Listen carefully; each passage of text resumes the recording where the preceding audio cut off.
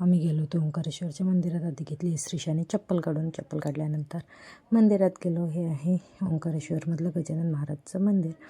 तर खरंच जसं शेगावचं आहे तसंच मंदिर ओंकारेश्वरमधलं आहे. एकदम बघण्यासारखं आहे आणि सगळीकडे स्वच्छता खूप छान आहे. शेगावसारखेच मंदिर ओंकारेश्वरमध्ये सुद्धा आहे. तर बाहेरचं वातावरण तर खूप प्रसन्न आहे. आणि हे आहे तिथे गार्डन, सर्वात मोठं गार्डन आणि सर्वात सुंदर गार्डन आहे. बाहेर छान मस्त श्रीकृष्णाची मूर्ती छान रथामध्ये त्यांनी बसवून दाखवलेली आहे. आणि इकडे सुद्धा एक गजानन महाराजचं मंदिर आहे. आणि मंदिराचं दर्शन घेऊन आम्ही थोडा बाहेर गेलो. नंतर बाहेर थोडा फिरलो आणि सगळीकडे मंदिर बघून घेतलं. तर मुलंसुद्धा खेळले. हे बघा श्रीशा कशी खेळतात. श्रीशाला तर खूप मजा वाटत होती. तर हे काका तिला ओरडत होते आणि श्रीशा करत होती खूप मस्ती. तर श्रीशाला ओरडा बसला.